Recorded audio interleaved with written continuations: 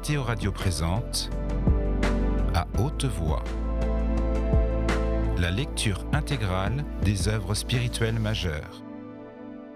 Aujourd'hui, le disciple de Paul Bourget.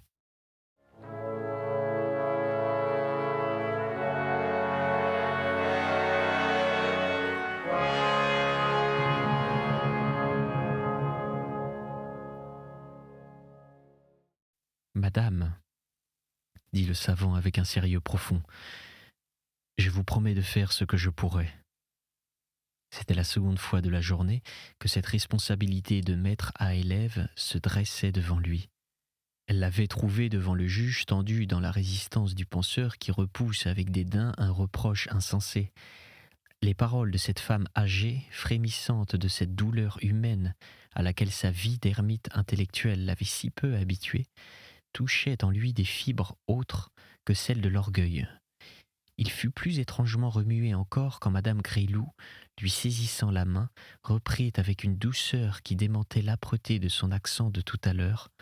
« Il m'avait dit que vous étiez bon, très bon. Je suis venue encore, » continua-t-elle en essuyant ses larmes, « pour m'acquitter d'une commission de ce pauvre enfant m'a chargé. Et voyez si ce n'est pas une nouvelle preuve qu'il est innocent.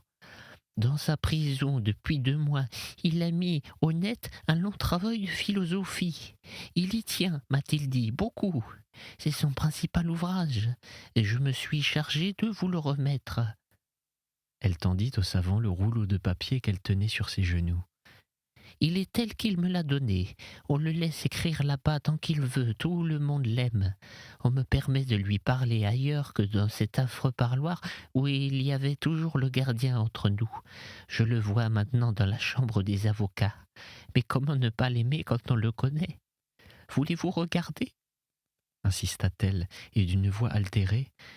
Il ne m'a jamais menti, et je crois que c'est ce qu'il m'a dit. Si pourtant il avait pensé à vous écrire ce qu'il ne veut confier à personne. « Je verrai cela tout de suite, » dit Adrien Sixte qui déplia le rouleau. Il jeta les yeux sur la première page du cahier et il put y lire les mots « Psychologie moderne ». Puis sur la seconde feuille, un autre titre « Mémoire sur moi-même ». Et au-dessous étaient les lignes suivantes.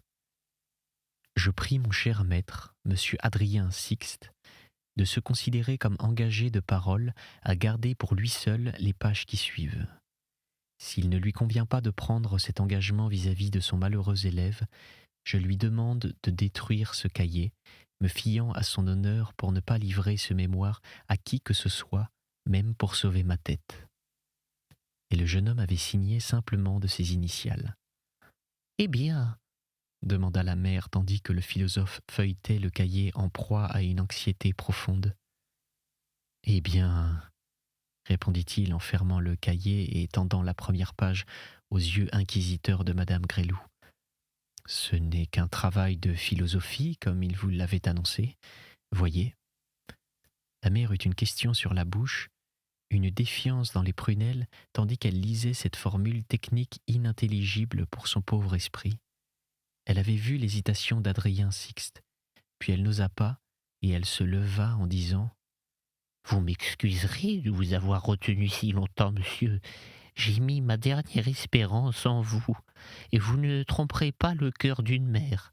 J'emporte votre promesse. » « Tout ce qu'il me sera possible de faire pour que la vérité soit connue, » dit gravement le philosophe. « Je le ferai, madame. Je vous le promets encore une fois. » Lorsqu'il eut reconduit la malheureuse femme et qu'il se trouva seul dans son cabinet, Adrien Sixte demeura longtemps plongé dans ses réflexions. Prenant ensuite le manuscrit remis par Madame Gréloux, il lut et relut la phrase écrite par le jeune homme, et repoussant le cahier tentateur, il se mit à se promener dans la pièce indéfiniment. Par 2 fois, il saisit ses feuillets et s'approcha du feu, puis il ne les lança pas dans les flammes. Un combat se livrait dans sa tête entre la curiosité irrésistible que cette confession de son disciple éveillait en lui et des appréhensions d'ordre très divers. Il le sentait. contracter l'engagement que cette lecture lui imposait et apprendre ce qu'il pouvait apprendre par ces pages le jetterait dans une situation peut-être horrible. S'il allait tenir entre ses mains la preuve de l'innocence du jeune homme, sans avoir le droit de la donner, ou ce qu'il redoutait plus encore, de sa culpabilité. Sans qu'il s'en rendît compte, il tremblait aussi, dans le fond le plus intime de lui-même, de retrouver à travers ce mémoire, s'il y avait crime, la trace de son influence à lui, et la cruelle accusation déjà formulée 2 fois que ses livres étaient mêlés à cette sinistre histoire. D'autre part, son égoïsme inconscient d'homme d'étude et qui avait en horreur tout tracas lui faisait souhaiter de ne pas entrer plus avant dans un drame auquel, en définitive, il n'avait pas à se mêler. « Non, conclut-il, je ne lirai pas ce mémoire. J'écrirai à ce garçon, comme j'ai promis à la mère, puis ce sera fini. » L'heure de son dîner était venue parmi ses réflexions. Il mangea seul, comme toujours, assis au coin d'un poêle de faïence, très frileux. Le chauffage était son unique luxe. Et devant une table ronde, toute petite, couverte d'une toile cirée. La lampe qui servait à ses travaux éclairait son frugal repas, composé ce soir-là, suivant l'habitude, d'un potage et d'un seul plat de légumes avec quelques raisins secs pour dessert et pour boisson, simplement de l'eau. D'ordinaire, il prenait au hasard un des livres qui garnissaient une bibliothèque exilée dans cette chambre afin d'éviter l'encombrement, ou bien il écoutait mademoiselle Trapenard lui exposer les détails du ménage. Ce soir-là, il ne chercha pas de livre, et sa gouvernante essaya en vain de savoir si la visite de la dame et la citation chez le juge avaient le moindre rapport. Le vent se levait, un vent d'hiver dont la plainte mourait doucement contre les volets, à travers le sombre espace vide. Assis dans son fauteuil, après son dîner, au lieu de sortir et devant le manuscrit de Robert Gresloup, le savant écouta longtemps cette plainte monotone. Ses hésitations le reprirent, puis la psychologie l'emporta sur les scrupules, et quand plus tard Mariette vint pour annoncer à son maître que sa couverture était faite et cherchait la lampe, il lui ordonna d'aller se coucher. 2 heures sonnaient, qu'il était encore à lire l'étrange morceau d'analyse que Robert avait appelé un mémoire sur lui-même et dont le vrai titre eût été « Confession d'un jeune homme d'aujourd'hui ».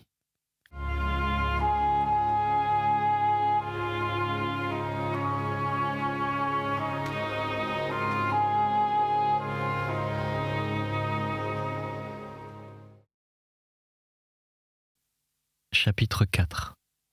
Confession d'un jeune homme d'aujourd'hui. Maison d'arrêt de Riom. Je vous écris, monsieur, ce mémoire sur moi-même que j'ai refusé à l'avocat malgré les supplications de ma mère. Je vous l'écris à vous qui me connaissez si peu dans les faits et à quel moment de ma vie, pour la même raison qui m'a fait vous apporter mon premier travail.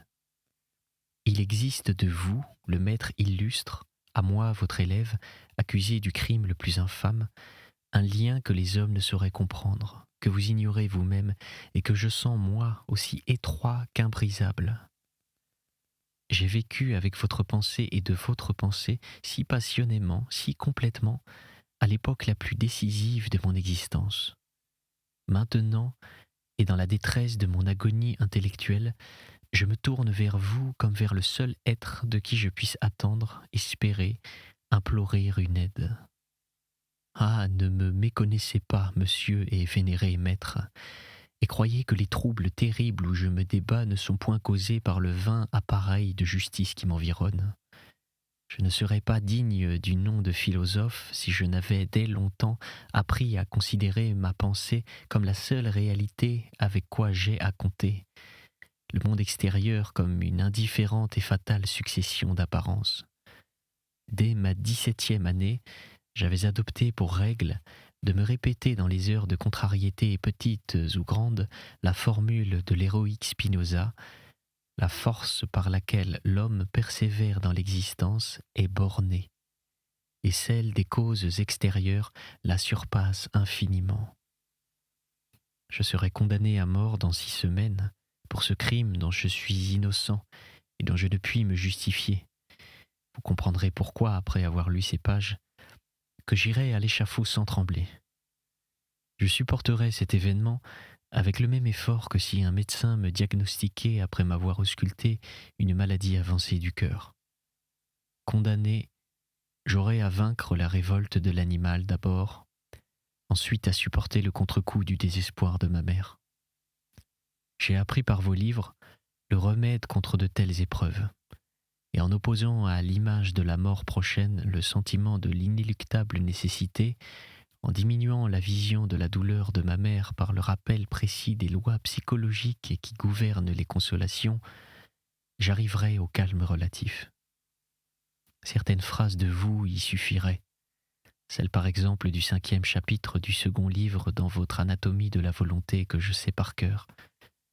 L'universel entrelacement des phénomènes fait que sur chacun d'eux porte le poids de tous les autres, en sorte que chaque parcelle de l'univers et à chaque seconde peut être considérée comme un résumé de tout ce qui fut, de tout ce qui est, de tout ce qui sera. C'est en ce sens qu'il est permis de dire que le monde est éternel dans son détail aussi bien que dans son ensemble. Quelle phrase! Et comme elle enveloppe, comme elle affirme et démontre l'idée que tout est nécessaire en nous, comme autour de nous, puisque nous sommes, nous aussi, une parcelle et un moment de ce monde éternel. Hélas, pourquoi faut-il que cette idée, si lucide au regard de mon esprit lorsque je raisonne comme on doit raisonner, avec ma tête, et à laquelle j'acquiesce de toute la force de mon être, ne puisse détruire en moi une espèce de souffrance si particulière qui envahit mon cœur, lorsque je me souviens du drame que j'ai traversé, de certaines actions que j'ai voulues, d'autres dont je suis l'auteur, bien qu'indirect.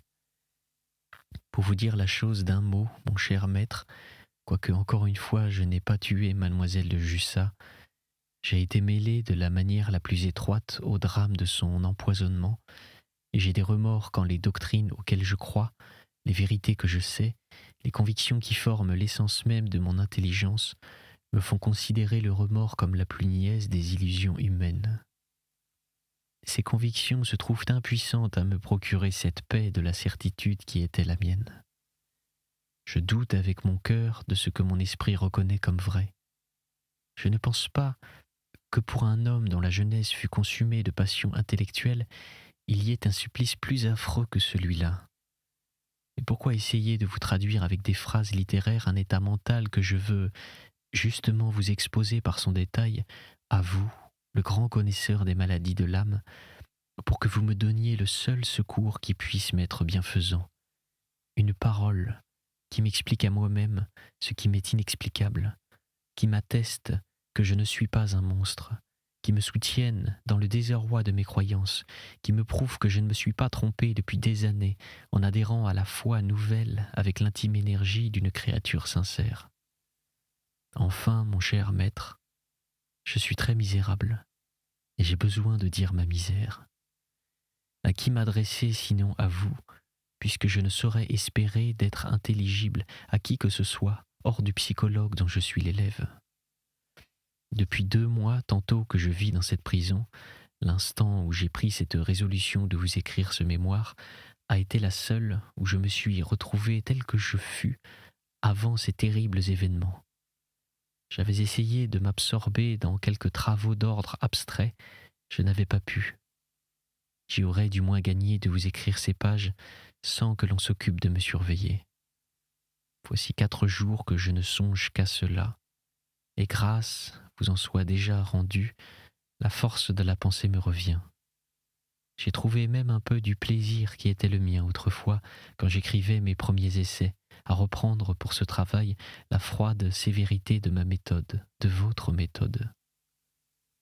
J'ai jeté hier sur le papier un plan de cette monographie de mon moi actuel, en pratiquant la division par paragraphe que vous avez adoptée dans vos travaux. Je me suis prouvé la vigueur persistante de ma réflexion, en construisant ma vie depuis son origine comme je résoudrais un problème de géométrie par synthèse. Je vois distinctement à l'heure présente que la crise dont je souffre a pour facteur mes hérédités d'abord, ensuite un milieu d'idées, celui où j'ai grandi, puis un milieu de fait, celui où j'ai été transplanté par mon entrée chez les Jussards-Randon. La crise elle-même et les questions qu'elle soulève en moi seront la matière des derniers fragments d'une étude que je débarrasserai du parasitisme des souvenirs insignifiants pour la réduire à ce qu'un maître de notre temps appelle les génératrices.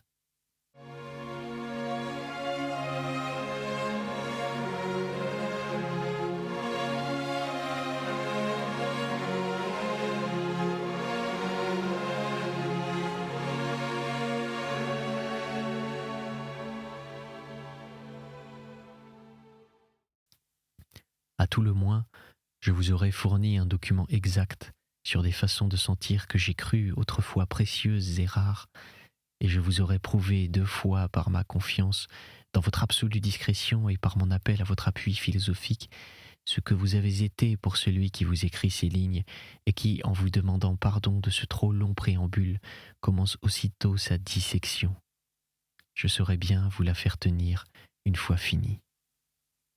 Aussi loin que je remonte en arrière dans mon passé, je constate que ma faculté dominante, celle qui s'est trouvée et présente à travers toutes les crises de ma vie, petites ou grandes, comme elle se trouve présente aujourd'hui, a été la faculté. J'entends le pouvoir et le besoin du dédoublement. Il y a toujours eu en moi 2 personnes distinctes, une qui allait, venait, agissait, sentait, et une autre qui regardait la première aller, venir, agir, sentir, avec une impassible curiosité. À l'heure actuelle, et tout en sachant que je suis là, en prison, accusé d'un crime capital, perdu d'honneur, et aussi accablé de tristesse, que c'est bien moi, Robert Gréloux, né à Clermont le 5 septembre 1864, et non pas un autre. Je pense à cette situation comme à un spectacle auquel je demeure étranger. Même, est-il juste de dire « je » ? Non, évidemment, car mon véritable moi n'est à proprement parler ni celui qui souffre, ni celui qui regarde. Il est composé des 2. Et j'ai eu de cette dualité une perception très nette, bien que je ne fusse pas capable alors de comprendre cette disposition psychologique exagérée jusqu'à l'anomalie dès mon enfance. Cette enfance que je veux évoquer d'abord en essayant de tout abolir de l'heure présente et avec l'impartialité d'un historien désintéressé. Mes premiers souvenirs me présentent cette ville de Clermont-Ferrand. Et dans cette ville, une maison qui donnait sur une promenade aujourd'hui bien changée par la récente construction de l'école d'artillerie, le cours Sablon. La maison était bâtie comme toutes celles de cette ville en pierre de Volvic, une pierre grisâtre dont sa nouveauté, puis noirâtre, qui donne aux rues tortueuses une physionomie de cité du Moyen-Âge. Mon père, que j'ai perdu tout jeune, était d'origine lorraine. Il occupait à Clermont la place d'ingénieur des ponts et chaussées. C'était un homme chétif, de santé faible, avec un visage à la barbe rare, empreint d'une sérénité mélancolique et qui m'attendrit quand j'y songe, après des années. Je le revois dans son cabinet de travail par les fenêtres duquel s'apercevait la plaine immense de la Limagne, avec la gracieuse éminence du puits de Crouel tout auprès, et au loin la ligne sombre des montagnes du Forêt. La gare était voisine de notre maison, et le sifflement des trains arrivait sans cesse jusqu'à ce cabinet paisible. J'étais sur le tapis, au coin du feu, à jouer sans bruit, et cet appel strident produisait dès lors sur mes nerfs une étrange impression de mystère, d'éloignement, d'une fuite de l'heure et de la vie. Mon père traçait à la craie sur un tableau noir des signes énigmatiques, figures de géométrie ou formules d'algèbre, avec cette netteté dans les lignes des courbes ou les lettres de polynômes qui révélaient l'habitude méthode de son être intime. D'autres fois, il écrivait debout à une table d'architecte qu'il préférait à son bureau, table composée simplement d'une large planche en bois blanc placée sur 2 tréteaux. Les grands livres de mathématiques rangés avec minutie dans la bibliothèque, les figures froides des savants dont les portraits gravés en taille douce et sous verre étaient les seuls objets d'art dont se décorassent les murs. La pendule qui représentait un globe du monde, 2 cartes astronomiques pendues au-dessus du bureau, et sur ce bureau, la règle à calcul avec ses chiffres et son coulant de cuir, les équerres, les compas, la règle plate en forme de T. J'évoque à mon gré ces menus détails où tout n'était que pensée. Et ces images m'aident à comprendre comment, dès ma lointaine enfance, le rêve d'une existence purement idéale et contemplative s'élabora en moi, favorisé sans doute par l'hérédité. Mes réflexions postérieures m'ont fait reconnaître dans plusieurs traits de mon caractère le résultat transmis sous forme instinctive de l'existence en études abstraites menée par mon père. J'ai constamment éprouvé, par exemple, une horreur singulière pour l'action, si faible fût-elle, au point que de faire une simple visite me causait autrefois un battement de cœur, que les plus légers exercices physiques m'étaient intolérables, que d'entrer en lutte ouverte avec une personne, même pour discuter des idées les plus chères, m'apparaît encore aujourd'hui chose presque impossible. Cette horreur d'agir s'explique par l'excès du travail cérébral qui, trop poussé, isole l'homme au milieu des réalités. Il les supporte mal, parce qu'il n'est pas habituellement en contact avec elles. Je le sens bien, cette difficulté d'adaptation au fait me vient de ce pauvre père. De lui aussi cette faculté de généraliser, qui est la puissance, mais en même temps la manie de ma pensée. Et c'est son œuvre encore qu'une prédominance morbide du système nerveux qui a rendu ma volonté si folle à de certaines heures. Mon père, qui devait mourir très jeune, n'avait jamais été robuste. Il avait dû, à l'âge de la croissance, subir cette épreuve de la préparation à l'école polytechnique meurtrière aux meilleures santé. Avec ses épaules étroites, avec ses membres appauvris par les longues séances de méditation sédentaire, ce savant aux mains transparentes semblait avoir dans les veines, au lieu des rouges globules d'un sang généreux, un peu de la poussière de cette craie qu'il a tant maniée. Il ne m'a pas légué des muscles capables de contrebalancer l'excitabilité de mes nerfs, en sorte que je lui dois, avec cette faculté d'abstraction qui me rend la moindre activité difficile, une effrénée intempérance du désir. Chaque fois que j'ai souhaité ardemment, il m'a été impossible de réprimer cette convoitise. C'est une hypothèse qui m'est souvent venue quand je m'analysais moi-même, que les natures abstraites sont plus incapables que les autres de résister à la passion lorsque cette passion s'éveille. Peut-être parce que le rapport quotidien entre l'action et la pensée est brisé en elles. Les fanatiques en seraient la preuve la plus éclatante. J'ai vu aussi mon père, d'habitude extrêmement patient et doux, s'emporter en des colères d'une violence folle qui le faisait presque s'évanouir. Sur ce point aussi, je suis bien son fils, et à travers lui le descendant d'un grand-père peu équilibré, sorte d'homme de génie primitif, demi-paysan, parvenu à force d'inventions mécaniques à une demi-fortune d'ingénieur civil, puis ruiné par des procès. De ce côté-là de ma race, il y a toujours eu un élément dangereux, quelque chose de déchaîné par instant, à côté d'une intellectualité constante. J'ai considéré jadis comme un état supérieur cette double nature, des crises spasmodiques de passion jointes à cette énergie continue de pensée abstraite. J'ai eu pour rêve d'être à la fois fiévreux et lucide, le sujet et l'objet, comme disent les Allemands, de mon analyse. Le sujet qui s'étudie lui-même et trouve dans cette étude un moyen d'exaltation à la fois et de développement scientifique. Hélas, où cette chimère m'a-t-elle mené ? Mais ce n'est pas l'heure de parler des effets, nous ne sommes encore qu'aux causes. Parmi les circonstances qui agirent sur moi durant mon enfance, je crois que voici une des plus importantes. Chaque dimanche matin, et aussitôt que je pus lire, ma mère commença de m'emmener avec elle à la messe. Cette messe se célébrait à 8 heures dans l'église des Capucins, assez nouvellement bâtie sur un boulevard planté de platanes qui monte du cours Sablon à la place du Taureau, en longeant le jardin des plantes.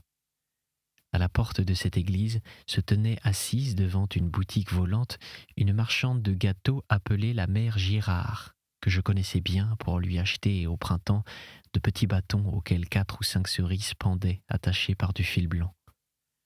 C'étaient les premiers de ces fruits que je mangeasse dans la saison.